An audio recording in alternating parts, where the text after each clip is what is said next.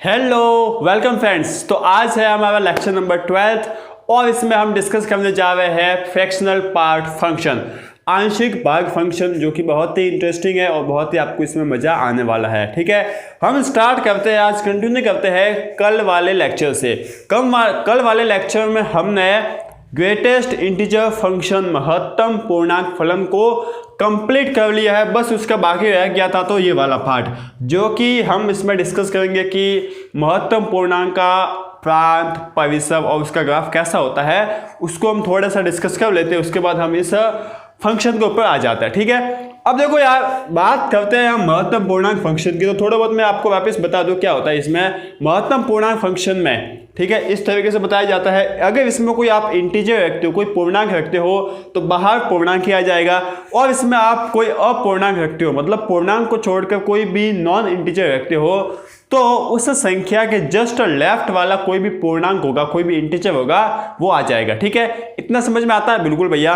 अब देखो यार, मैं आपको बोल रहा हूं कि इसके बाहर हमेशा हमेशा और हमेशा एक इंटीजर ही आता है। और जब हम परिसर की बात करते हैं तो क्या बात करते हैं भैया, कि हमें उस फलन का क्या मान मिल रहा है, वही तो परिसर होता है। ठीक है, तो इसमें हमेशा क्या मान आता है भैया, इसमें हमेशा आपका इंटीजर पूर्णांक ही आता है। तो इसका परिसर तो आपको समझ में आ गया।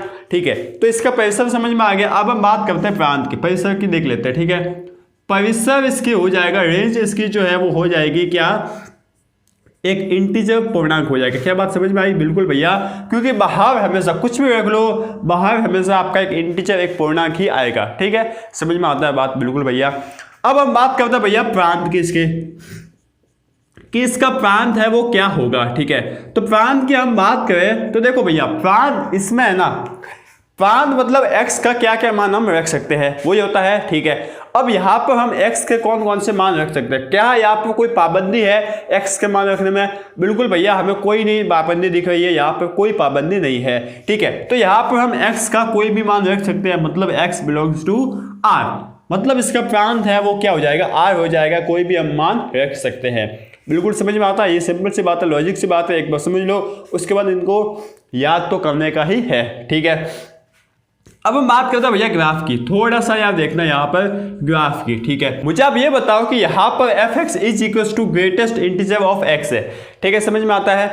अब भैया देखो, fx मतलब क्या, मैं y लिख सकता हूँ? बिल्कुल भैया लिख लो y, कोई प्रॉब्लम नहीं है, क्योंकि fx आपको y, fx बोलो या y बोलो, बात एक ही हम समझ के आ चुके हैं। ठीक है, अब यार मुझे ये बताओ, मतलब y क्या है, ग्रेटेस्ट इंटीजर x का जो भी मान आएगा वही y है। ठीक है, अब मुझे तो आप ये बताओ कि y का मान है वो 1 कब आएगा, बस मुझे तो आप ये बता लो कि y का मान 1 कब आएगा, कब कब y का मान 1 आ सकता है। तो ठीक है भैया, हम ये सवाल करके आ चुके हैं। तो ये आपका है 1, ये आपका है 2, ये आपका है 3 और ये आपका है 0 मान लो। ठीक है, ये आपकी संख्या का है। ठीक है भैया, अब देखो यार, ये बात देखो कि y का मान 1 कब कब आ सकता है, जब x का मान 1 से 2 तक हो। कहां से कहां तक हो? 1 से 2 तक हो। क्या इसमें 2 इंक्लूड होगा? नहीं होगा। तो y का मान y का मान 1 तब आएगा जब x का मान आपका कब 1 से 2 तक होगा। क्या यह बात आपको समझ में आई? बिल्कुल भैया, अच्छे से समझ में आई है। तो मुझे यह बता दो कि y का मान 0 कब होगा, जब x का मान देखो यहां से, जब x का मान 0 से लेकर 1 तक होगा, जिसमें 1 इंक्लूड नहीं होगा। तो y का मान 0 कब होगा, जब x का मान 0 से लेकर 1 तक होगा, उसमें 1 इंक्लूड नहीं होगा। बात समझ में आ रहा है? ठीक है, बात करते हैं y का मान 2। y का मान 2 कब होगा भाई? भैया बताओ लो, y का मान 2 जब होगा तब x का मान 2 से स्टार्ट होगा, 2 से स्टार्ट होगा और 3 तक जाएगा। कहां तक जाएगा? 3 तक जाएगा, और जिसमें 3 इंक्लूड नहीं होगा। बात समझ में आ गई? ठीक है, एक और ले लेते हैं ताकि आपको समझ में आ जाएगा कि y का मान 3 कब होगा। भैया सीधी सीधी बात अब तो हमें समझ में आ रहा है कि जब x का मान 3 से स्टार्ट होगा और 4 तक जाएगा, जिसमें 4 इंक्लूड नहीं होता। भैया ये क्या करा रहे हो? मैं आपको ग्राफ कैसे बनाना है वो सिखा रहा हूं। ठीक है, उसके बाद तो आपको याद ही रखना है कि ग्राफ कैसे बनता है। ठीक है, इतना समझ में आ गया। अब आप ये बताओ कि y का मान -1 कब होगा, y का मान -1 कब होगा। तो भैया मैंने आपको कल के वीडियो में बताया था कि जब भी आपको ये दे रखा हो, ठीक है ना, तो आपको क्या करना है, आपको छोटी से बड़ी जाना। जैसे कि देखिए, y का मान 1 कब होगा, छोटी से बड़ी जाओ 1 से 2। y का मान 0 कब होगा, छोटी से बड़ी जाओ 0 से 1 छोटी से बड़ी जाएगा ना, ठीक है। जैसे कि y का मान 2 कब होगा, तो 2 से बड़ा जाओ, 2 से 3, ये देखा आ गया 2 से 3, ठीक है ना। और 2 के ऊपर जो जो आपको दे रखा है उसके ऊपर आपका ये आपका क्लोज ब्रैकेट आ जाएगा और उसका आगे क्या आ जाएगा, स्मॉल ब्रैकेट, मतलब आपका बोल सकते हैं कि ओपन ब्रैकेट आ जाएगा, ठीक है, क्लोज नहीं बोल सकते। y का मान 3 कब होगा, 3 से आगे जाओ, 3 से 4, ये देखिए 3 से 4 आगे, ठीक है, बात समझ में आती है और इसको हमें लॉजिकली भी समझ रहे हैं, ठीक है। तो y का मान -1 कब होगा, पहले तो इसको इस तरीके से समझो जैसे मैंने आपको समझाया है, छोटे से बड़ी जाओ, ये आपका क्या है भैया -1, इससे बड़ा क्या होगा भैया, -1 से बड़ा है ना, -1 से बड़ा 0 होता है, क्या बात समझ में आती है, हाँ भैया बिल्कुल समझ में आती है, ठीक है। अब यहाँ पर भी समझ लेते हैं, ठीक है, चलो, जैसे कि ये आपका है -2, ये आपका -1, ये आपका 0 और ये है आपका 1, ठीक है। y का मान -1 कब होगा, जब x का मान देखिए -1 से लेकर कहाँ तक जाएगा, 0 तक जाएगा, ठीक है, जिसमें 0 इंक्लूड नहीं होगा। हाँ भैया बिल्कुल आपने सही बोला। तो ठीक इसी तरीके से y का मान -2 कब होगा, जब x का मान कहाँ से जाएगा, -2 से जाएगा और -1 के 1 तक जाएगा, ठीक है, क्योंकि -2 से बड़ा -1 है, ये बात आप समझते हो बिल्कुल। तो y का मान -3 कब होगा, y का मान -3 कब होगा, जब x का मान कहाँ से जाएगा भैया, x का मान -3 से जाएगा और -2 तक रहेगा, जिसमें 2 इंक्लूड नहीं होगा, ठीक है। हमने बहुत सारी x और y की वैल्यू लिख ली है। अब हम बनाते हैं ग्राफ भैया, अब हम ग्राफ बनाते हैं, देखिए अब आपको अच्छे से समझ में आ जाएगा। अब अगर मैं आपको ऐसे ही लिखवा लेता कि यार देख लो ये सब याद कर लो, तो आपको याद नहीं रहता, अब आपको अच्छे से याद रह जाएगा। कैसे देखियो, हमें यह आपको दे रखा है क्या, एक निर्देशांक अक्ष, ठीक है ना, ये है आपका कोऑर्डिनेट एक्सिस आगे, ठीक है, ये आपका x है, ये आपका क्या है, y है, ठीक है, ये आपका 1, ये आपका 2, ये आपका 3, ये 4 और ये 5, -1 -2 -3, ठीक है। इसके बाद 1 2 3 और 4, 1 2 3 और 4, इसके बाद -1 -2 फिर -3, ठीक है भैया। अब बता लो y का मान 1 कब है, y का मान 1, ठीक है, पहले 0 ले इसको देखो, y का मान 0 कब है, जब x का मान 0 से 1 तक जाता है, x ये है आपका, ठीक है, x का मान जब 0 से 1 तक जाएगा, x का मान जब 0 से 1 तक जाएगा, ठीक है, ये आपका 0 और ये आपका हो गया 1, ठीक है, जब 0 से 1 तक जाएगा तब क्या होगा भैया, तब y का मान 0 आ जाएगा। तो ये आ गया 0, यहाँ पर हमने क्या लगा लिया, यहाँ पर हमने यह आपका बोल सकते हैं डार्क सर्कल लगा लिया, यहाँ पर होलो लगा लो। होलो क्यों लगाया, क्योंकि भैया 1 इंक्लूड यहाँ पर नहीं है, ठीक है, तब y का मान आ गया 1। बात समझ में आती है बिल्कुल भैया।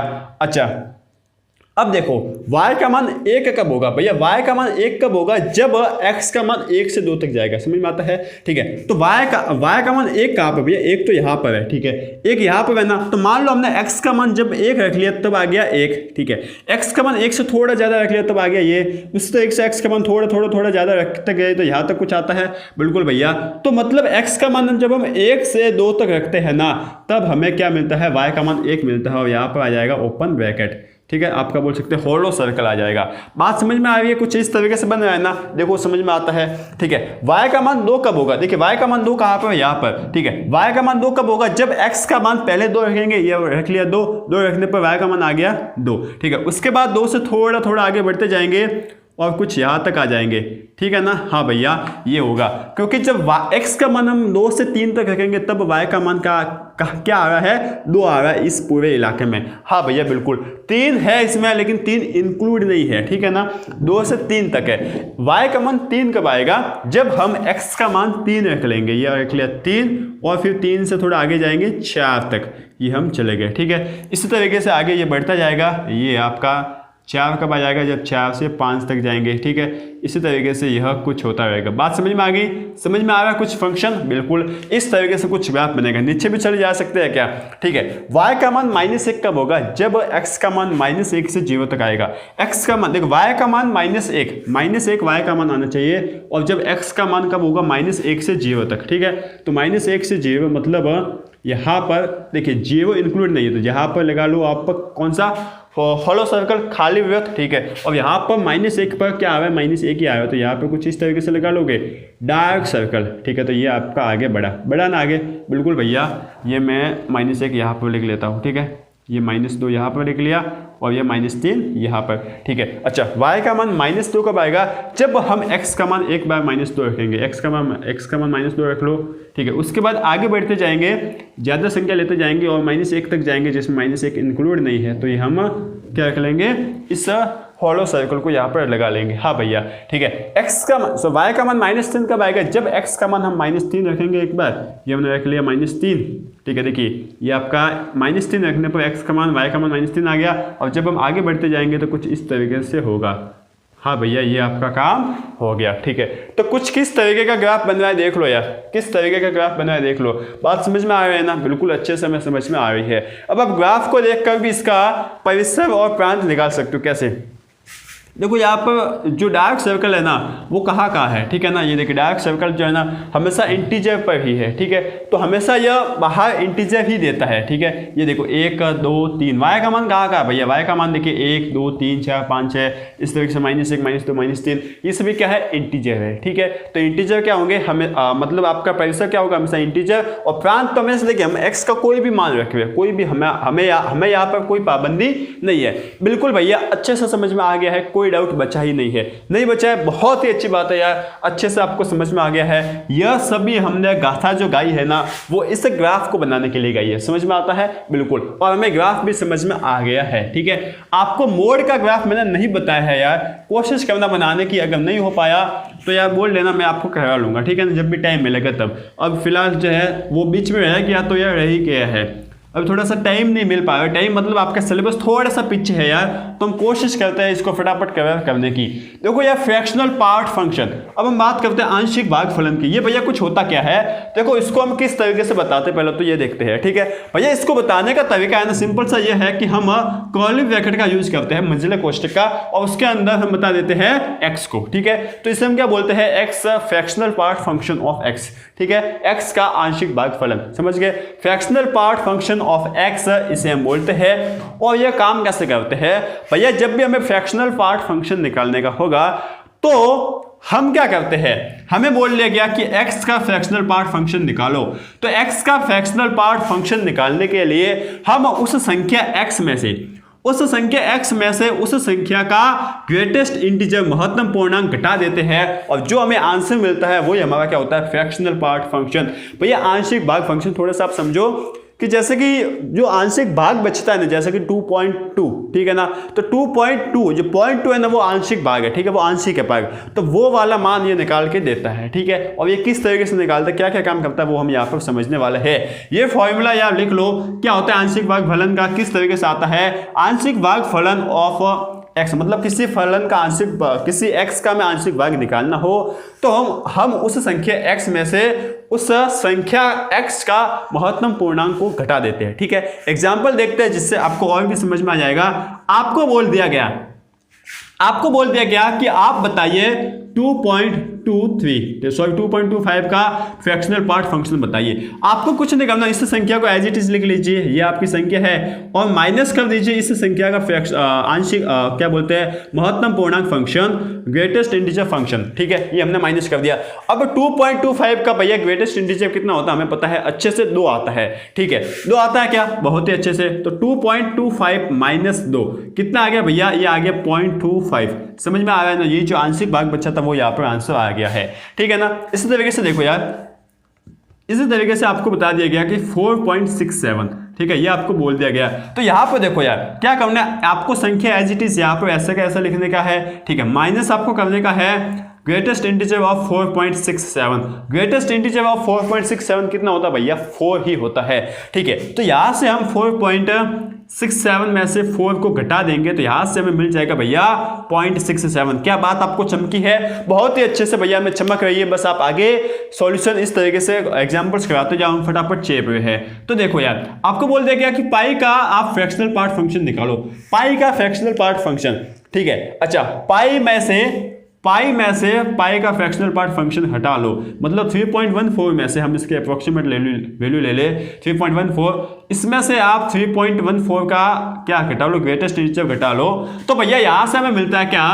3.14 माइनस 3.14 का ग्रेटेस्ट इंटीजर कितना होता है भैया? 3 होता है, तो यहाँ से हमें कितना मिल गया 0.14 आंसर मिल गया है। क्या बात चमकी, बहुत ही अच्छे से हमें चमक रही है और बहुत ही अच्छे से हम दौड़ भी रहे हैं। समझ में आया क्या? ठीक है, और भी हम करते हैं यार, मजा आने वाला है, तो क्यों ही हम रुक जाए। ठीक है, आपको बोला कि रूट ओवर बोल दिया गया कि मान लीजिए 2, ठीक है ना, या फिर इसको नहीं लेने का है, हम ले लेते हैं मान लीजिए माइनस का 2.5, ठीक है।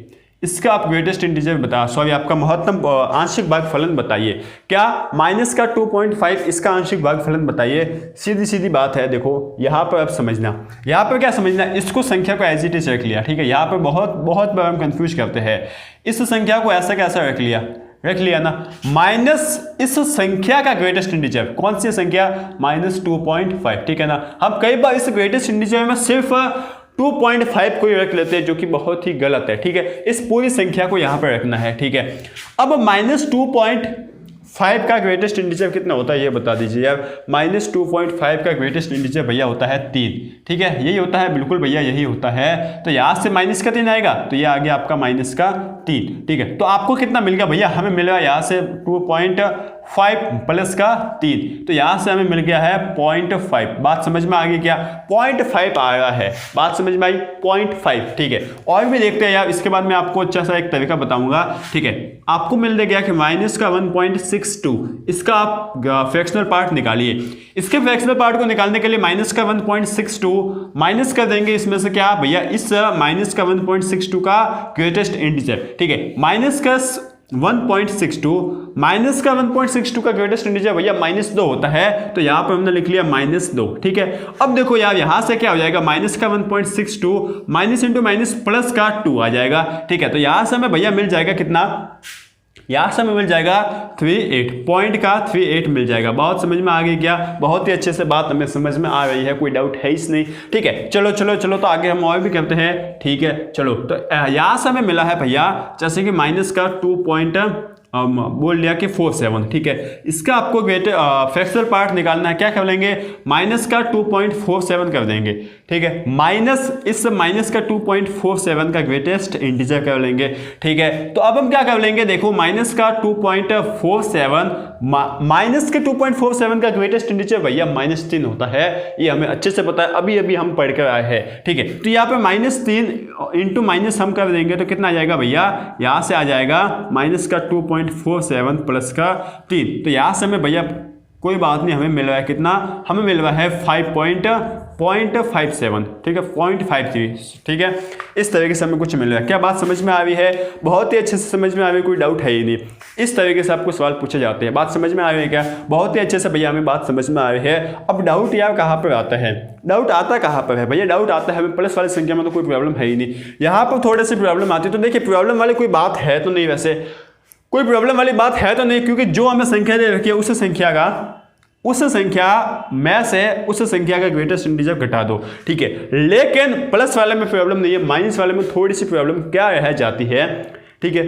यह आ जाती है भैया कि हम है ना क्या करता है कि जब माइनस की संख्या का ग्रेटेस्ट इंटीजर निकालने जाते हैं तो यह प्रोबेबिलिटी है, ये चांसेस रहता है कि हम कहीं वहाँ पर लफड़ा ना कर दे, कहीं गलती हमसे मिस्टेक ना हो जाए, इसलिए हम थोड़ा सा डर है कि भैया थोड़ा सा कोई शॉर्ट ट्रिक रहेगा, कुछ थोड़ा सा ऐसा थोड़ा सीधा थोड़ा शॉर्ट रास्ता होता है, बता दो, ठीक है। तो यार देखो प्लस में तो कोई प्रॉब्लम है नहीं, जो आपको संख्या की पॉइंट के पीछे संख्या दिख रही है लगभग वही आता है, ठीक है। माइनस में आपको क्या करना है, आपको कॉम्प्लीमेंट निकालना सीखना है। देखो यार यह कहीं है नहीं, ये मैं खुद एनालिस करके खुद एक्सपीरियंस करके आपको बता रहा हूँ, आपको कॉम्प्लीमेंट निकालना सीखना है। कॉम्प्लीमेंट भैया क्या होता है, देखो जैसा कि आपको बोल लिया गया कि 57, इसका कॉम्प्लीमेंट क्या होता है, इसका कॉम्प्लीमेंट का मतलब इस 57 में आप कितना जोड़ोगे, इस 57 में आप कितना जोड़ोगे कि कितना जोड़ोगे कि भैया 100 आ जाएगा। कॉम्प्लीमेंट निकालना सीख गए, कैसे भैया, इस 57 में भैया कितना जोड़ोगे कि 100 आ जाएगा, भैया इतना लफड़ा नहीं है, ठीक है। कितना जोड़ोगे आप कि 100 आ जाएगा, तो कुछ नहीं करना, इस 57 को देखिए, पहली वाली संख्या में कितना जोड़ोगे कि 9 आ जाएगा, भैया 4 जोड़ लो कि 9 आ जाएगा, ठीक है। पहली वाली संख्या में इतना जोड़ो कि उसका सम 9 आ जाए, तो 4 जोड़ लो, इसका सम आ जाएगा 9, ठीक है। दूसरी वाली संख्या में कितना आप जोड़ोगे कि आपको 10 मिल जाएगा, ठीक है, उन दोनों का योग 10 मिल जाएगा, भैया 3 जोड़ लो, ठीक है, ये आ गया 3, तो इन दोनों का आप सम 100 आ गया, ठीक है। तो इस 57 का कॉम्प्लीमेंट कितना आ गया, 43। बात समझ में आई क्या, भैया अच्छे से समझ में आ रही है, ठीक है। जैसे कि देखो आपको मिलने के दिया गया 63, इसका आपको कॉम्प्लीमेंट निकालना है, ठीक है। तो आप इस 63 में कितना जोड़ोगे कि आपको 100 मिल जाएगा। तो कुछ नहीं करना, आपको देखना है कि 6 में आप कितना जोड़ोगे कि 9 मिल जाएगा। पहली संख्या में कितना जोड़ोगे कि 9 मिल जाएगा। भैया हम 3 जोड़ेंगे 6 में तो 9 मिल जाएगा, ये आ गया 3। दूसरी संख्या में कितना जोड़ेंगे कि 10 मिल जाएगा हमें, भैया 7 जोड़ लो कि 10 मिल जाएगा, ये आपका आ गया 7। तो ये इसका कॉम्प्लीमेंट हो गया, इन दोनों का योग हमेशा 100 ही आएगा, ठीक है। ये बात समझ गए? हाँ भैया कोई डाउट नहीं यहाँ पर। तो अब देखो जब भी आपको ये ऐसी माइनस वाली संख्या दिखे ना, जब भी आपको माइनस वाली संख्या दिखे ना, कुछ नहीं करना है, इस जो पॉइंट के बाद की जो संख्या है ना उसका कॉम्प्लीमेंट ले लो, ठीक है ना। और कॉम्प्लीमेंट ये एक बात याद रखना कि हमेशा प्लस में लेना, माइनस में नहीं लेने का है, ठीक है। तो इसका कॉम्प्लीमेंट लेने जाए क्या, ठीक है। 4 का कॉम्प्लीमेंट, 4 में कितना जोड़े कि 9 आ जाएगा, भैया 5 जोड़ लो। 7 में कितना जोड़े कि 10 आ जाएगा, भैया 3 जोड़ लो। तो पॉइंट का 53, क्या यही है आंसर? हाँ भैया बिल्कुल यही है आंसर, ठीक है। पॉइंट का 62, माइनस का देखिए, माइनस की संख्या के लिए करना या प्लस वाली संख्या के लिए किया तो लफड़ा हो जाएगा, ठीक है। और आपको यह अगर अच्छा नहीं लगता है तो जो मैंने आपको प्रोसेस बताई है, यह सिस्टमैटिक प्रोसेस है, यूनिवर्सल है, कहीं पर भी चलेगी। लेकिन किसी को लफड़ा आ रहा है तो यह वाली माइनस के लिए तो हमेशा लगेगी। क्या है भैया, इसका कॉम्प्लीमेंट निकाल लो, लेकिन प्लस के लिए लिखना तो 6 है ना, ठीक है। अब इसे 6 में कितने जोड़ेंगे कि 9 आ जाएगा, भैया 3 जोड़ लो, ठीक है। 2 में कितने जोड़ेंगे कि 10 आ जाएगा, 8 जोड़ लो। तो पॉइंट का 38 आ गया, देखो पॉइंट का 38, ठीक है। 0.5 है, ठीक है। इसमें कितना जोड़ोगे कि 10 आ जाएगा, एक ही संख्या बची है ना, ठीक है ना, ये एक ही संख्या है। इस तरीके से आप जो कर सकते हो। तो यहाँ पर तो 0.5 साफ ही आ रहा है, यहाँ पर तो कोई देखने की जरूरत ही नहीं है। समझ में आ गया? एक और एग्जाम्पल करते हैं, बढ़िया सा मजा आ जाएगा आपको। जैसे कि आपको दे दिया गया माइनस का 4.86, ठीक है, ये आपको दे दिया गया, ठीक है। अब साफ बता सकते हो क्या आप, ठीक है। भैया हमें इसका निकालना है फ्रैक्शनल पार्ट फंक्शन, तो इसका आप निकाल लो कॉम्प्लीमेंट। 8 में कितना जोड़ोगे कि 9 आ जाएगा, 1 जोड़ लो। और 6 में कितना जोड़ोगे कि 10 आ जाएगा, भैया 6 आप जोड़ लो। तो पॉइंट का 14 आ गया, ठीक है। कोई आपने इतना बड़ा किया नहीं किया, ये हमने शॉर्ट तरीके से निकाल लिया। क्या आपको समझ में आ गया भैया? अच्छे से हमें समझ में आ गया, कोई डाउट रहा ही नहीं है, ठीक है। तो इस तरीके से आप कर सकते हो, बहुत ही बढ़िया सी मैंने आपके लिए यह ट्रिक बनाई है, ठीक है ना। ये की है नहीं किताब में, 6 आप देख लेना, कहीं पर भी आपको नहीं मिलेगी, ठीक है। चलो तो अब हम बात करते हैं इसके डोमेन रेंज और अच्छा डोमेन रेंज निकालनी थी तो हम चलो डोमेन रेंज यहाँ पर निकाल लेते ताकि इससे आपको समझ में आ जाएगा कि डोमेन रेंज क्या होती है, ठीक है। तो बात करते हैं हम डोमेन मतलब प्रांत, रेंज एंड किसके भैया, ग्राफ की, कि इसका ग्राफ भी कैसा होगा, ठीक है। तो देखो यार, डोमेन रेंज और ग्राफ की बात करते हैं तो जब भी हमने प्रांत की बात करेंगे, जैसे आपका फलन क्या है, फंक्शन है f(x) is equal to greatest integer of fractional part of x, ठीक है। अच्छा, इसका हम प्रांत निकालने गए तो क्या आ जाएगा भैया, प्रांत के लिए आप इसमें कोई क्या x का क्या क्या मान रख सकते हो भैया, कोई भी रख लो। क्या यहाँ पे कोई पाबंदी में देख रही है भैया? कोई पाबंदी नहीं देख रही है, तो x का मान हम कोई भी रख सकते हैं, तो r आ जाएगा, ठीक है। अब हम बात करते हैं परिसर की। परिसर थोड़ा सा इंटरेस्टिंग है, देखिए परिसर की बात करते हैं। परिसर मतलब कि भैया x के मान रखने पर y के कौन कौन से मान आते हैं, हमें कौन कौन से हमें मान मिलते हैं, वो हम बात कर रहे हैं, ठीक है। यहां पर देखो यार, इतने सारे हमने सवाल किए हैं, ठीक है। कहीं पर भी आपको कोई ऐसी संख्या दिखी क्या, कि वो 1 से ज्यादा गई है, इवन 1 भी आई हो? नहीं आई भैया, कोई भी ऐसी संख्या नहीं थी कि इवन 1 भी आई हो। जैसे कि थोड़े बहुत और एग्जांपल मैं आपको करवाता हूँ, ठीक है, जिससे आपको समझ में आ जाएगा यार परिसर का। जैसे कि माइनस का 2 आपको जैसे कि बोल दिया गया कि 37, ठीक है। इसका आप निकाल लो, इसका हम निकालने गए क्या फ्रैक्शनल पार्ट, तो भैया इसके कॉम्प्लीमेंट हम लिख लेंगे, कितना आ जाएगा 0.63 आ जाएगा, ठीक है, बहुत ही अच्छा है, ठीक है। इसी तरीके से आपको बोल दिया गया कि फ्रैक्शनल पार्ट ऑफ 0 कितना होगा, तो भैया फ्रैक्शनल पार्ट ऑफ 0 ही होगा। आपको बोल दिया गया कि भैया फ्रैक्शनल पार्ट ऑफ 5 कितना होगा, ठीक है। अच्छा, ये हम देखते हैं फ्रैक्शनल पार्ट ऑफ 5, ये हम देखते हैं, बहुत ही बढ़िया है, ठीक है। तो देखो इस 5 में से है ना, आप इस 5 का ग्रेटेस्ट इंटीजर घटा लो, घटा सकते हो क्या? बिल्कुल। अच्छा, 5 में से 5 का ग्रेटेस्ट इंटीजर घटाया तो 5 का ग्रेटेस्ट इंटीजर 5 ही होता है, तो कितना आ जाएगा, वापस 0 आ जाएगा, ठीक है। अच्छा, इसके बाद आपका देखो कि आपका मान लो रख लिया आपने माइनस का 3, ठीक है। माइनस का 3 का ग्रेटेस्ट इंटीजर निकालते हैं तो -3 तो ऐसे कैसे रख लिया, माइनस इस फ्रैक्शनल पार्ट -3, ठीक है। -3 का आपका ग्रेटेस्ट इंटीजर कितना होता है भैया? -3 ही होता है, ठीक है। मैंने वैसे पहले फ्रैक्शनल पार्ट बोला, इसको हम बोलते हैं ग्रेटेस्ट इंटीजर।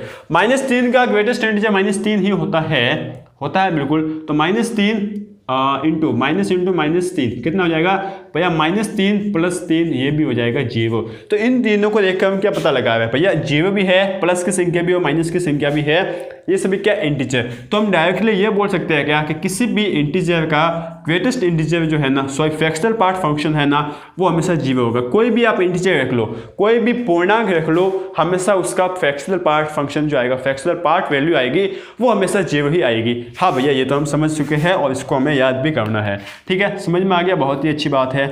ठीक है भैया, अच्छा मतलब मान है ना कम से कम 0 हो रहा है। ठीक है, ज़्यादा से ज़्यादा कितना जा रहा है भैया, ज़्यादा से ज़्यादा देखो 6 तक जा रहा है, 1 से ज़्यादा तक कभी जाता ही नहीं। आप कोई बड़ी से बड़ी संख्या रख लो, जैसे कि हमने बड़ी से बड़ी संख्या रख ली, मान लीजिए 999.87। ठीक है, ये हमने रख ली, तो यहाँ पर इसका फ्रैक्शनल पार्ट कितना आ जाएगा भैया, फ्रैक्शनल पार्ट 87 ही आ जाएगा। ठीक है, तो बड़ी से बड़ी संख्या रखने पर भी हमें जो इसका मान है ना, वो 0 से कम नहीं गया और 1 से ज़्यादा नहीं गया, इवन 1 भी नहीं होता है। ठीक है, तो हम बोल सकते हैं कि यहाँ पर परिसर जो है ना, याद रख लो यार, यहाँ पर परिसर जो है वो 0 से लेकर 1 तक होता है और इसमें 1 इंक्लूड नहीं होता है, 0.99999 इस तरीके से कुछ होता है। ठीक है ना, मतलब 1 भी इवन नहीं होता है। ठीक है, समझ में आता है क्या? हाँ, तो प्रांत और परिसर तो हमें समझ में आई गया भैया, कोई प्रॉब्लम वाली बात है ही नहीं। ठीक है भैया, चलो समझ लिए। अब हमें समझना है ग्राफ को। ठीक है, किसे समझना है? ग्राफ को। ठीक है भैया, ग्राफ को समझ सकते हैं, ग्राफ बना सकते हो क्या? अब तो आराम से बना सकते हैं, क्योंकि हमने ग्रेटेस्ट इंटीजर का बना रखा था, इसको तो क्या बड़ी बात है। कैसे हो? देखो, आपको बोल दिया गया है कि f(x) = fractional part of x। ठीक है, अच्छा ये आपको मैं y लिख लूँ क्या? तो y = fractional part of x, इस तरीके से लिख लो। ठीक है, अब देखो यार, हम बनाते हैं ग्राफ, यहाँ पर हम बनाते हैं ग्राफ। ठीक है, ये आपका हो गया, ग्राफ हो गया। ठीक है, ये आपका x है, ये आपका y है, ये आपका +1 2 +3 +4 +5, ये आपका -1 -2। ठीक है, उसके बाद आपका कितना आ जाएगा, -3 और -4, उसके बाद +1 +2 +3 और +4, फिर -1 आ जाएगा, फिर -2, फिर -3। ठीक है भैया, अब आगे बढ़ते हैं। ठीक है, ये आपका 0 है। देखो यार, मुझे बताना कि जब x का मान, देखो यार साफ बताना कि जब x का मान हम जब 0 से लेकर 1 तक रखते हैं तो y की वैल्यू क्या आती है? x का मान 0 से लेकर 1 तक रखते हैं। देखो भैया, जब हम x का मान 0 रख लेंगे ना, तो y का मान 0 ही आ जाएगा। x का मान जब हम 0 रख लेंगे तो y का मान 0 ही आ जाएगा, इतना तो हमें पता है। ठीक है, अच्छा इसके बाद भैया, जब हम x का मान 0 से थोड़ा सा ज़्यादा रख लेंगे ना, तो y का मान, जैसे कि 0 से थोड़ा सा ज़्यादा हमने x का मान रख लिया, मान लीजिए x का मान कुछ रख लिया कि 0.27। ठीक है, तो y का मान कितना आ जाएगा भैया? यहाँ से y का मान आ जाएगा 0.27। क्या बात समझ में आई? हाँ भैया, बात समझ में आ रही है कि इसका फ्रैक्शनल पार्ट तो यही होगा। y क्या इसका फ्रैक्शनल पार्ट? हाँ भैया, 0.27 होगा। थोड़ी सी और ज़्यादा रख ली कि x का मान मान लो रख लिया अपना 0.5, तो यहाँ से y का मान कितना मिल जाएगा भैया? 0.5। ठीक है, तो थोड़ा सा और ज़्यादा मिल गया। हमने मैक्स टू मैक्स रख लिया, x का मान मान लीजिए रख लिया, मान लीजिए आपने रख लिया कितना, 0 से 1 तक है ना, तो 0.999 ऐसा कुछ चलते गए। ठीक है, तो y का मान भी कितना आ जाएगा यहाँ से भैया? 0.999। बात समझ रहे हो क्या? हाँ, मतलब जब हम 0 से 1 के बीच रखेंगे ना, तो इसकी वैल्यू भी बढ़ती जाएगी, इस तरीके से बढ़ रही है ना। ठीक है, लेकिन 1 पर इसकी वैल्यू क्या, 1 रखने पर इसकी वैल्यू कितनी आ रही है भैया? 1 रखने पर इसकी वैल्यू तो कितनी आ रही है? 1 पर तो ये डिफाइन नहीं है, 1 तो हम रख ही नहीं सकते। ठीक है, तो 1 तो हम रखेंगे ही नहीं।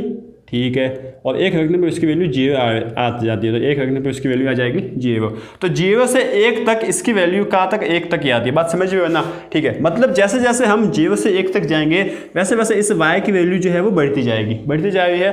ठीक है, अच्छा, और दूसरी बात क्या है कि y का मान है ना, वो 1 कभी नहीं हो रहा है। हो रहा है क्या? देखिए, y के ऊपर यहाँ पर जो है ना, वो क्या आ गया भैया? यहाँ पर आ गया यह आपका खुला सर्कल। ठीक है ना, मैं बता दूँ, खुला विवत आ गया, हॉलो सर्कल आ गया। ठीक है, इसके बाद हम गए 1 से 2 तक। देखो यार, बात समझना, इसके बाद कहाँ तक गए हम भैया? 1 से, ठीक है ना, 1 से 2 पर गए। ठीक है, कहाँ तक गए? 1 से 2 पर, बिल्कुल भैया। अब देखो यार, यहाँ पर क्या होगा, जब हमने x का मान 1 रखा, जब हमने x का मान 1 रखा, तब भैया क्या होगा? देखिए, x का मान 1 रखने पर फ्रैक्शनल पार्ट 1 कितना आ जाता है भैया? 0 आ जाता है। मतलब y का मान कितना आ गया? 0। तो 1 रखने पर y का मान आ गया 0। ठीक है, उसके बाद हमने मान लो x का मान रख लिया कितना? 1.25। तो यहाँ से y का मान भैया 0.25 मिल जाएगा। उसके बाद x का मान रख लिया कितना? 1.50। तो y का मान कितना आ जाएगा भैया? 0.50। इसके बाद x का मान हमने रख लिया, मान लीजिए 1.25। 1.65, ठीक है। तो y का मान कितना आ जाएगा 0.65। तो जैसे जैसे हम x की वैल्यू बढ़ाते जा रहे हैं ना, वैसे वैसे y की वैल्यू भी बढ़ रही है और x एक टाइम पर आ जाएगा 1.999, क्योंकि 2 तो है नहीं, ठीक है। तो यहाँ से y का मान कितना आ जाएगा 0.999, ठीक है। तो यहाँ से हम क्या बोल सकते हैं कि जब 1 पर y की वैल्यू 0 है तो यहाँ से हम बढ़ते गए, वापस जब बढ़ते जाएंगे ना 1 से 2 तक, तो y की वैल्यू बढ़ती है और 2 तो इसमें है नहीं, तो ये 2 तक बढ़ती है, ठीक है। मतलब 1 से ज़्यादा जा ही नहीं रही है, y की वैल्यू 1 भी नहीं आ रही है, समझ रहे हो ना, ठीक है। इसी तरीके से हम 2 में चलेंगे, 2 रखने पर y की वैल्यू वापिस 0, जैसे 2 से आगे गए वापिस y की वैल्यू जो है वो बढ़ती जाएगी, और 3 तो इसमें है ही नहीं, ठीक है। इसी के तरह 3 में भी, ठीक है, जैसे ही 3 रख लिया 0 आ जाएगा, और जैसे हम आगे के बढ़ती जाएगी, और 4 पर तो यह है ही नहीं, ठीक है। इसी तरीके से 4 पर भी होगा, ठीक है, इस तरीके से 4 पर भी होगा, 4 पर आ जाएगा 0, उसी तरीके से आगे बढ़ते जाएंगे और फिर 5 पर तो है ही नहीं है। इसी तरीके से ये चलता जाएगा। बात समझ में आ रही है क्या? बिल्कुल भैया, लहराती हुई फसल हमें दिख रही है यहाँ पर, हमें बाजरे की फसल यहाँ पर दिख रही है, ठीक है ना। आप चाहो तो गेहूं की बना सकते हो, ठीक है। यहाँ पर तो हमें समझ में आ गया यहाँ पर कुछ कैसा होगा। देखो यार, जब हम क्या करेंगे, x की वैल्यू -1 से, देखिए -1 से 0 तक जाएंगे, क्या होगा देखिए, जब आप 0 से, ये तो आपका ये हो गया, ठीक है। अब आप 0 से जब भी मान लो इस तरीके से करोगे कि जब भी आपने मान लो x बिलोंग्स टू x लिया, ठीक है ना, -1 से मतलब छोटे से बड़ी जाते हैं ना, ठीक है ना, -1 से 0 तक गए, -1 से 0 तक गए, तो -1 रखने पर भैया y की वैल्यू आ जाएगी 0, ठीक है ना। समझ में आ गया क्या? हाँ, -1 रखने पर y की वैल्यू आ जाएगी 0। उसके बाद क्या होगा भैया, उसके बाद क्या होगा कि आप जब -1 से थोड़ा सा आगे गए, -1 से थोड़ा सा आगे गए, ठीक है, तो भैया इसकी वैल्यू आ जाएगी जैसे कि -1.25, ठीक है। अच्छा, इस बात को देखना यार, हमने x कितना रख लिया, -1.25, तो इसका कितना आ जाएगा भैया, इसका आ जाएगा कितना, 0.75। बात समझे कि हाँ, ठीक है। इसी तरीके से हमने रख लिया x का मान -1.52, तो यहाँ से भैया y की वैल्यू में कितने मिल जाएगी, आपका 48, ठीक है। समझ में आ रहा है कि हम कॉम्प्लीमेंट ले रहे हैं, ठीक है। तो यहाँ से कुछ किस तरीके का होगा, जैसे जैसे हम x की वैल्यू बढ़ाते जा रहे हैं, वैसे वैसे इस y की वैल्यू बढ़ती जा रही है, लेकिन कहाँ से कहाँ तक गए हम भैया, x का वैल्यू गए हैं -1 से 0 तक, ठीक है। 0 इसमें इंक्लूड नहीं है, तो -1 से 0 तक जा सकते हैं क्या? हाँ, -1 पर 0 हो गई, उसके बाद ये 0 तक गए, ठीक है ना, कुछ इस तरीके से। हाँ भैया, अब तो भैया हमें समझ में आ गया कि -2 पर भी 0 होगी, उसी तरीके से हम आगे जाएंगे और ये कुछ इस तरीके का होगा। हाँ भैया, ये भी आ गया समझ में, ठीक है। इस तरीके से -3 पर भी 0 होगा, ठीक है, आगे गए और ये कुछ इस तरीके का होगा, और ये कुछ होगा इस तरीके का। हाँ भैया, हमें समझ में आ गया है। तो फसल कुछ इस तरीके की दिख रही है हमें, ठीक है ना, पानी वानी सब बरसत हो गई है, फसल हमारी बड़ी हो गई है। तो इस तरीके से इस ग्राफ को यार देखो यार, ये तो मैंने समझाया है ताकि आपको थोड़ा सा दिमाग में चले जाए, बाकी आखिरकार हमें याद तो करना ही है, इसको समझना है। बस हम समझ कर याद करेंगे तो याद ज़्यादा टाइम तक रहेगा और अच्छे से नंबर देकर जाएगा, ठीक है। तो ये आपका हो गया। अब इसकी हम थोड़ी बहुत प्रॉपर्टीज देख लेते हैं, फिर और भी आगे कंटिन्यूस करते हैं। चलो, तो अब हम बात कर लेते हैं प्रॉपर्टीज की, ठीक है। इसके गुणधर्म क्या है आंशिक भाग फलन के, ठीक है। सबसे पहला गुणधर्म तो यही है कि आंशिक फलन भाग जो है ना, उसका मान, आंशिक भाग फलन जो है उसका मान हमेशा 0 से लेकर 1 तक होता है, जिसमें 1 इंक्लूड नहीं होता। ये बात तो हम समझ चुके हैं, ठीक है। तो पहला आपका गुणधर्म प्रॉपर्टी यही है कि इस फ्रैक्शनल पार्ट के अंदर जो कुछ भी बैठा हो, ठीक है ना, भले ही कुछ भी बैठा हो, उसका मान हमेशा 0 से लेकर 1 के बीच में होगा, इससे ना तो छोटा होगा, इससे ना ही बड़ा होगा। समझ गए? ठीक है भैया, बात हम अच्छे से समझ चुके हैं। अब इस बात को समझो यार कि सबसे पहले आपको दिया गया ग्रेटेस्ट इंटीजर, इसके ऊपर लगाया फ्रैक्शनल पार्ट, ठीक है, और यहाँ किसके इक्वल होगा, 0 के। ऐसा कैसे होगा, देखो ये आपका ग्रेटेस्ट इंटीजर और उसके ऊपर लगा लिया है आपका फ्रैक्शनल पार्ट, ठीक है। पहले तो मैं आपको सोचना सिखाता हूँ। आप ये बताओ कि ग्रेटेस्ट इंटीजर का मान हमेशा क्या आता है भैया? ग्रेटेस्ट इंटीजर का मान हमेशा एक इंटीजर ही आता है। क्या एक इंटीजर ही आता है भैया? एक इंटीजर ही आता है, एक पूर्णांक ही आता है। बात समझ चुके हो? ठीक है, समझ गए, ठीक है। तो क्या मैं इसके जगह एक इंटीजर पूर्णांक लिख सकता हूँ? हाँ भैया, हम लिख सकते हैं, ठीक है। तो यहाँ पर हमने लिख लिया एक इंटीजर, ठीक है, एक हमने लिख लिया पूर्णांक, ठीक है भैया, ये हमें समझ में आ गया। और फ्रैक्शनल पार्ट के अंदर अगर कोई पूर्णांक बैठा हो, जैसे कि 0 हो गया, 1 हो गया, 2 हो गया, 3 हो गया, 6 हो गया, -1, -2, -3, उसका मान हमेशा कितना होता है भैया? उसका मान हमेशा 0 होता है। समझ सकते हो बात? ठीक है, समझ सकते हैं हम ये बात। तो यहाँ पर हमेशा इसका मान कितना जाएगा? 0, समझे ना, इस तरीके से सोचा जाता है। समझ रहे हो, बहुत ही बढ़िया, हम अच्छे से समझ में आ रहा है। ठीक है, तो भैया ये तो हमें समझ में आ गया। अब ये क्या बला है, ठीक है, इसको भी हम देखते हैं, इस बाला को भी हम देखते हैं।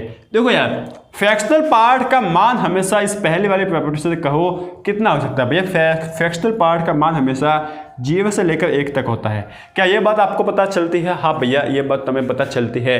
तो क्या हमें इस फ्रैक्शनल पार्ट की जगह ये लिख सकता हूँ? ठीक है भैया, लिख लो आप। तो ये मैंने लिख लिया, ठीक है ना, ये आपका ग्रेटेस्ट इंटीजर है और यहाँ पे मैंने लिख लिया 0 से लेकर 1। ठीक है, लिख लिया। हाँ भैया, अब मुझे यह बता लो कि बाहर क्या है ग्रेटेस्ट इंटीजर, अंदर बैठा है 0 से लेकर 1। तो यह बता लो कि जब हम 0 है, ये 1 है, ये आपकी संख्या 1 बना ली मैंने। जब हम x का मान यहाँ पर, ठीक है, कुछ भी मान हम इस ग्रेटेस्ट इंटीजर में 0 से लेकर 1 तक रख लेंगे, 0 से लेकर 1 तक रख लेंगे, तो इसका मान हमेशा कितना देगा? लेफ्ट वाली संख्या हमेशा 0 ही देगी, लेफ्ट वाला इंटीजर। तो हमेशा ये कितना देगा? 0 ही देगा। ठीक है ना, इस तरीके से आप समझ सकते हो, हमेशा मान यहाँ पर 0 ही आएगा। तो यह है इस प्रॉपर्टी नंबर 2 का एक्सप्लेनेशन। समझ में आ गया? ठीक है, एक एग्जाम्पल भी मैं आपको बता देता हूँ जिससे आपको समझ में और भी अच्छे से आ जाएगा। देखो भैया, अब होगा क्या, सीधी सीधी बात यह है कि आपने मान लो कोई भी एक ले लिया, मान लीजिए आपने ले लिया 2, ठीक है ना, मान से कोई भी ले लिया आपने, मान लीजिए 2.5 ले लिया, ये ले लो, ठीक है, 2.7 ले लेता हूँ। तो एग्जांपल मैंने ले लिया 2.7, इसका आप सबसे पहले फ्रैक्शनल पार्ट निकालो। ठीक है, 2.7 का हमने फ्रैक्शनल पार्ट निकाल लिया, 2.7 इसका फ्रैक्शनल पार्ट, सॉरी इसका ग्रेटेस्ट इंटीजर, उसके बाद इसका फ्रैक्शनल पार्ट। ठीक है, 2.7 का ग्रेटेस्ट इंटीजर भैया 2 होगा। ठीक है, और यहाँ पर बाहर क्या है भैया? आपका फ्रैक्शनल पार्ट। तो फ्रैक्शनल पार्ट अब ये कितना हो जाएगा भैया? 0, क्योंकि कोई भी इंटीजर आ जाए, कोई भी पूर्णांक आ जाए, उसका हमेशा फ्रैक्शनल पार्ट आंशिक भाग 0 ही होता है। ठीक है, इसी तरीके से 2.7 है, ठीक है, ये आपका 2.7, इसका सबसे पहले आप फ्रैक्शनल पार्ट निकाल लो, उसके बाद इसका ग्रेटेस्ट इंटीजर निकाल लेना। तो इसका फ्रैक्शनल पार्ट कितना जाएगा भैया? 0.7, ये हमने निकाल लिया। ठीक है, यहाँ से इसके बाहर क्या बैठा है? Greatest integer. अब यहाँ पर 0.7 का ग्रेटेस्ट इंटीजर भैया, जिसके जस्ट लेफ्ट साइड में एक इंटीजर कौन सा है? 0 बैठा है, तो यहाँ पर इसका मान भी 0 आ जाएगा। क्या बात समझ सकते हो? बिल्कुल भैया, तो ये दोनों आपस में समान होते हैं और इन दोनों का मान 0 होता है। बात समझ सकते हो? बिल्कुल भैया, ठीक है। अब तीसरी प्रॉपर्टी देखते हैं। इसमें बोल रखा है कि आपको अगर कोई फ्रैक्शनल पार्ट में कोई संख्या जो है वो इंटीजर के साथ जुड़ी हुई आपको दिख रही है, तो वहां से आप इंटीजर को हटा सकते हो। ठीक है ना, जैसे कि देखिए x प्लस कोई इंटीजर, मतलब x प्लस कोई पूर्णांक दे रखा है, तो यहाँ से आप directly fractional part of x लिख सकते हो, इस पूर्णांक को हटा सकते हो। कैसे? जैसे कि आपको दे दिया गया, जैसे कि मान लीजिए एग्जांपल आपका 4.67 है, ठीक है ना, ये कितना है? 4.67। अब देखो होगा क्या कि यहाँ पर 4.67, इसका फ्रैक्शनल पार्ट कितना होगा? फ्रैक्शनल पार्ट होगा भैया 0.67। बात समझ में आती है? हाँ भैया। अब इसको हम इस तरीके से भी लिख सकते थे कि मान लीजिए 3 प्लस 1.67 लिख लिया। हाँ, तो अब यहाँ से आप 3 को गायब कर दो, 3 को गायब कर दिया। अब देखो यहाँ पर तो सिंपल लगता है, लेकिन जब हम इसके क्वेश्चन करते हो तो बढ़िया ही, बहुत ही बढ़िया टफ लगते हैं। ठीक है, तो इसका 3 को हटा लिया तो आपके बच्चा 1.67। इसका फ्रैक्शनल पार्ट कितना होता है? इसका फ्रैक्शनल पार्ट होता है 67। ठीक है, पॉइंट का 67। इस तरीके से कुछ होगा, जैसे कि देखिए 4.67 है ना, इसको इस तरीके से भी क्या मैं लिख सकता था? कैसे भैया? 5.5 माइनस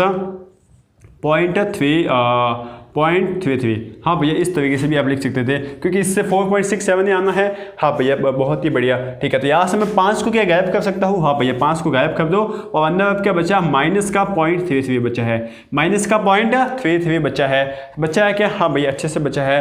तो इसका आप ग्रेटेस्ट फ्रैक्शनल पार्ट निकाल सकते हो। हाँ भैया, बहुत ही बढ़िया निकाल सकते हैं। कैसे निकाल लेंगे? इसमें देखो, इसका कॉम्प्लीमेंट निकालो। 6 में कितना जोड़े कि 9 आ जाए, 6 जोड़ लो, और 3 में कितना जोड़े कि 10 आ जाए, 7 जोड़ लो, तो 0.67। देखो यार आ गया ना? हाँ भैया, बढ़िया से आ रहा है। मतलब हम यह सीखे इस प्रॉपर्टी नंबर 3 से कि जब भी हमें कोई x के साथ कोई इंटीजर, कोई पूर्णांक प्लस में बैठा होगा, योग में बैठा होगा, तो हम इस पूर्णांक को हटा सकते हैं और डायरेक्ट हम फ्रैक्शनल पार्ट f(x) लिख सकते हैं। समझ में आ गया? बहुत ही बढ़िया, अच्छे से हमें समझ में आ गया है। ठीक है, अब हम 4th नंबर प्रॉपर्टी देखते हैं। इसमें क्या दे रखा है कि आपको x fractional part of x plus fractional part of -x, ये दोनों आपको योग में दे रखे, जोड़ में दे रखे। हाँ भैया, साफ हमें दिख रहा है। तो इसका करना क्या है? अब जब इन दोनों को आप जोड़ने गए और यहाँ पर 2 कंडीशन लगी। पहली कंडीशन क्या है कि जब अगर ये दोनों, ये x है ना, अगर ये x इंटीजर कोई हो गया तो इन दोनों का सम है वो हमेशा हमेशा 0 ही आएगा। और ये तो हमेशा हमेशा सत्य है। कैसे? क्योंकि अगर x इंटीजर हो गया ना तो इंटीजर का फ्रैक्शनल पार्ट, मतलब कोई भी पूर्णांक हो, ठीक है, उस पूर्णांक का फ्रैक्शनल पार्ट तो भैया हमेशा 0 ही आता है। तो 0 + 0 तो 0 ही आने का है। ये बात तो भैया हमें समझ में आती है, इसको तो हमें समझने की जरूरत भी नहीं है। लेकिन दूसरा वाला पार्ट इंपॉर्टेंट है कि अगर x आपका कोई इंटीजर, कोई पूर्णांक नहीं हुआ तो उन दोनों का सम है वो 1 आ जाएगा। कैसे, किस तरीके से आ जाएगा? जैसे कि मान लो आपने कोई x ले लिया, ठीक है ना, x ले लिया 2.67 ले लिया, ठीक है, 2.67 ले लो। चलो अब आपको सबसे पहले निकालना फ्रैक्शनल पार्ट ऑफ x, ठीक है, फ्रैक्शनल पार्ट ऑफ 2.67 कितना हो जाएगा भैया? 0.67 हो जाएगा। बात समझ में आ गया? हाँ भैया। अच्छा अब आप कर लो माइनस का, अब आप माइनस का 0.67 कर दो, माइनस का 2.67, इसका फ्रैक्शनल पार्ट कितना आ जाएगा भैया? इसका फ्रैक्शनल पार्ट, इसका कॉम्प्लीमेंट निकाल लो, कितना आ जाएगा? प्लस का 3 जोड़ लिया तो 9 आ जाएगा और वापस 3 जोड़ लिया तो 10 आ जाएंगे, ठीक है, तो 0.33 आ जाएगा।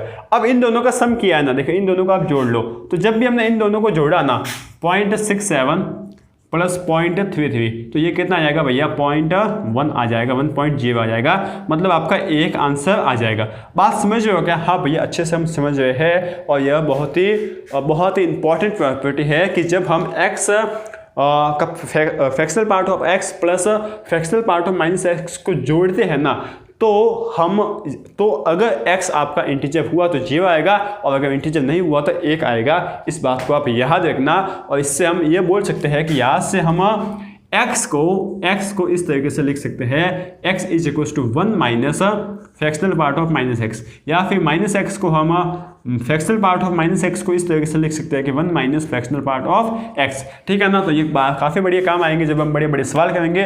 फिलहाल तो हम इसी सवालों से काम चला रहे हैं, ठीक है, समझ गए। ये चारों प्रॉपर्टी है, इनका यूज़ करके हम इस सवालों को करने वाले हैं, ठीक है। अब ये सवाल क्या है बता दीजिए? सोचने वाले सवाल, हाँ सोचने वाले सवाल, इसमें आपको सोचना पड़ेगा, बिना सोचे आपको आंसर मिलने को है नहीं, ठीक है। सोच लो भैया, हम सोच लेंगे, बताइए लो सवाल को। पहला सवाल है कि सॉल्व फॉर x। पहला सवाल ये है कि fractional part of x is equal to 3/5 है, ठीक है। तो x का मान क्या क्या होगा? x का मान क्या क्या होगा ये बता लीजिए। Fractional part of x is equal to 3.5, जो आप बोल सकते हैं 3/5 है, ठीक है। एक और सवाल मैं दे सकता हूँ आपको, एग्जाम्पल नंबर 4, ठीक है। Fractional part of x is equal to, आपको बोल दिया गया 5, ठीक है ना, क्या बोल दिया गया? 5 बोल दिया गया।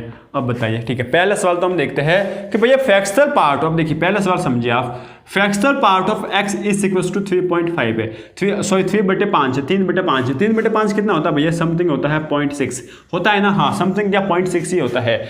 अब भैया ये फ्रैक्शनल पार्ट ऑफ x 0.6 कब आ सकता है भैया? कभी भी आ सकता है। कैसे? आपने मान लो रख लिया 2.6, आपने मान लो रख लिया 2.6, तब भी आपका फ्रैक्शनल पार्ट 0.6 आ जाएगा। आपने रख लिया मान लीजिए 3.6, तब भी आपका फ्रैक्शनल पार्ट 0.6 आ जाएगा। आपने रख लिया मान लीजिए कितना, आपने मान लो रख लिया कि 5.6, तो भी आपको कितना मिल जाएगा? 0.6 ही मिल जाएगा, ठीक है। मतलब अल्टीमेट आप क्या रख रहे हो कि 2 + 0.6, ठीक है, तब आपको भी 0.6 मिला है। हाँ अच्छा, यहाँ से आपने क्या रख लिया? 3 + 0.6, अच्छा यहाँ से आपने क्या रख लिया? 5 + 0.6। और भी आप कुछ रख सकते हो क्या? हाँ भैया और भी हम कुछ रख सकते हैं। कैसे? हम जो है ना 0.6 है ना, अब आप ऐसे भी कर सकते हो ना, -1 प्लस का 0.6, इस तरीके से भी कर सकते हो। -1 को आप उड़ा सकते हो क्या? हाँ भैया -1 को हम उड़ा सकते हैं, और उड़ाएंगे तो कितना आ जाएगा? 0.6, ठीक है ना। समझ में आ रहा है क्या? हाँ अच्छे से हमें समझ में आ रहा है। तो इसको हमने लिख लिया, या फिर ऐसे लिख लो, इस 0.6 को है ना आप कुछ इस तरीके से लिख सकते हो क्या? 0.6 को किस तरीके से? जैसे कि -1 है और प्लस का 0.6, ऐसे ही लीजिए, ठीक है। तो यहाँ से देखिए क्या होगा, यहाँ से आप -1 को तो उड़ा दोगे, ठीक है। तो यहाँ से कितना बचेगा? 0.6, ठीक है। ऐसा समझ में नहीं आता तो -1 में से 0.6 घटा लो, कितना आ जाएगा? 0.4, ठीक है। माइनस का 0.4 आ जाएगा, हाँ भैया -0.4 आ जाएगा।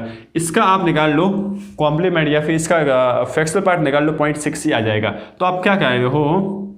-1 + 0.6 आपने लिख लिया। इस तरीके से जैसे कि -2 + 0.6 कितना आ जाएगा? 0.6 ही आ जाएगा। इसी तरीके से ये चलता रहेगा। तो भैया यहाँ पर क्या हो रहा है, जब भी आपको ऐसे सवाल दे दिए जाए ना, तो भैया हम जब इंटीजर में कोई भी एक पूर्णांक, क्योंकि देखिए 1 2 3 4 -1 -2 -3 0 ये सभी पूर्णांक है, और इसमें जब हम 0.6 मतलब 3/5 जोड़ रहे हैं ना, तो फ्रैक्शनल पार्ट हमें 3.5 ही मिलेगा, ये बात समझे। हाँ, तो यहाँ पर इस x को हम क्या क्या रख सकते हैं, हम इस x को, सोचने वाला सवाल है, हम इस x को क्या रख सकते हैं, इंटीजर प्लस 3/5, ठीक है, क्योंकि इस 3/5 में इंटीजर जोड़ेंगे, ठीक है ना। अब देखो यार, ये इस तरीके से लिखा हुआ, मैंने यार अपने कौन सी प्रॉपर्टी, तीसरी प्रॉपर्टी ही देखी है कि जब आपका x ये हो, ठीक है, तो क्या होगा, देखिए fractional part of i plus 3/5, इसका कितना हो जाएगा, i को आप हटा दो, मतलब इंटीजर पूर्णांक को हटा लो, तो यहाँ से कितना आ जाएगा, 3.5 ही आ जाएगा। और 3.5 कितना है, सॉरी 3/5 कितना, 0.6,